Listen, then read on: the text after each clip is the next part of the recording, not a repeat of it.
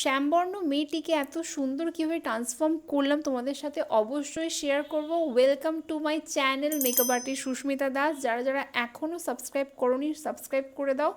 আজকে তোমাদের সাথে শেয়ার করব এই পুরো মেকআপ টিউটোরিয়ালটা। শ্যামবর্ণ মেয়ে হলেই নয় তোমরা বেশি মেকআপ ফর্সা করে ফেলো, নয়তো বুঝতে পারো না, গ্রে হয়ে যায় মেকআপ।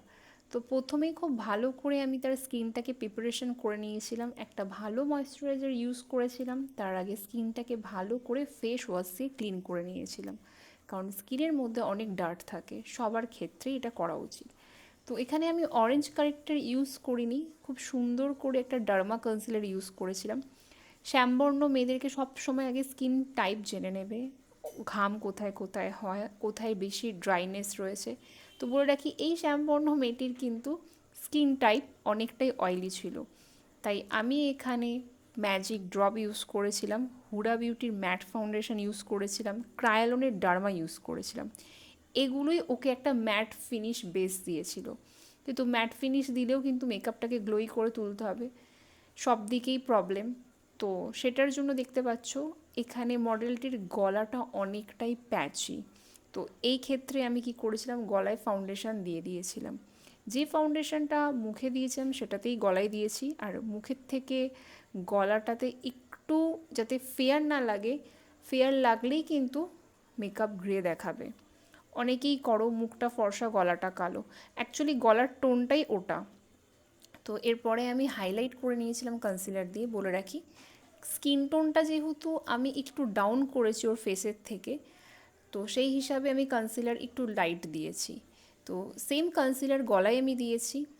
ক্রিম ব্লাশ লাগিয়ে নিয়েছিলাম, কারণ ক্রিম ব্লাশ না লাগালে গ্লো করতো না ফেসটা। অনেকেই বলো হাইলাইটারে ফেস গ্লো করে, কিন্তু ক্রিম ব্লাশ না দিলে গ্লো করবে না। এরপরে ক্রিম কন্ট্রোল ইউজ করে নিয়েছিলাম ভালো করে। এরপরে দেখো খুব ভালো করে ব্লেন্ড করে নিয়েছিলাম। আর এখানে যে পাউডারটা দিয়েছি সেটা হচ্ছে RCMA নো কালার পাউডার, কারণ এই পাউডারটা না দিলে মেকআপটা এত ভালোভাবে সেট হতো না। পাউডার দিয়ে অনেকেই কী করো, অনেকক্ষণ রেখে দাও। যখনই তোমরা নো কালার পাউডার ইউজ করবে বেকিং পাউডার ছাড়া, সেটা কিন্তু সাথে সাথে ডাস্ট অফ করতে হবে, নাহলে কিন্তু প্যাচ এসে যাবে। তো এরপর দেখতে পাচ্ছ আমি আই মেকআপে চলে গেছি সোজা, কারণ বেস আমার রেডি হয়ে গেছে। কারণ এখানে আই মেকআপটা যদি আমি না শুরু করি বেসটা কিন্তু বসবে না।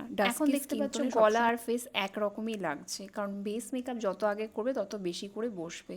তো আইব্রোটাকে ভালো করে আমি অপোজিট ডিরেকশানে ব্রাশ আপ করে নিচ্ছি, যাতে ফাউন্ডেশনগুলো এক্সট্রা যেটা লেগে রয়েছে সেটা যাতে বেরিয়ে যায়। কনসিলার আমি ইউজ করে নিয়েছিলাম, তারপরে আমি এখানে ভালো করে আইব্রো দুটোকে সমান করছি, কারণ এর আইব্রো না একরকম ছিল না। দেখতেই পাচ্ছ একটা আইব্রো অনেকটা উঁচুতে, একটা আইব্রো নিচুটা আমাদের অনেকেরই থাকে। তখন এইভাবে কনসিলার দিয়ে কারেক্ট করতে হবে, কাটিং করতে হবে। যেভাবে কাটিং আমি করছি, ইন ডিটেলসে যারা চাইছো শিখতে আমার কাছে ক্লাস জয়েন করে নিতে পারো। ইজিভাবে তোমাদেরকে এখানে দেখালাম। তো যারা যারা এরকম অনেক প্রবলেমে পড়ো, অবশ্যই তোমাদের এই মেকআপ টিউটোরিয়ালটা কাজে লাগবে, এবং তাদের সাথে অবশ্যই শেয়ার করো যারা ঘরে বসে ডেলি ডেলি মেকআপ ভিডিও থেকে কিছু কিছু শিখতে চেষ্টা করছো। তাদের সাথে আমার ভিডিওটা অবশ্যই শেয়ার করে দিও, সেভ করে নিও, নাহলে ভুলে যাবে।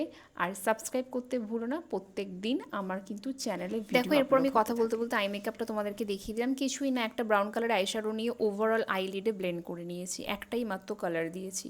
এরপরে গোল্ডেন মেটালিক শেড দিয়েছি। গোল্ডেন মেটালিক শেড দেবে এই কারণে, কারণ স্কিন টোনের সাথে যাতে যায়। হোয়াইট কালারের কোনো শেড দেবে না, শ্যাম্পেন কালারের শেড দেবে না, তাহলে চোখের জায়গাটা অদ্ভুতভাবে সাদা লাগবে। এরপরে আমি ব্ল্যাক কালারের আইশ্যাডো দিয়ে স্মোকি এফেক্ট ক্রিয়েট করেছি, আর তারপরে লাইনার পরিয়ে নিয়েছি। এখানে আই মেকআপ আমার হয়ে গেছে, কিন্তু লোয়ার ল্যাশ লাইনে শুধুমাত্র অল্প কাজল দিয়েই কিন্তু রেখে দিয়েছিলাম, বেশি স্মাচ করিনি যাতে চোখটা ছোটো না লাগে। তো এরপরে আমার আই মেকআপটা হয়ে গেছে, আশা করছি তোমাদের বোঝাতে পারলাম।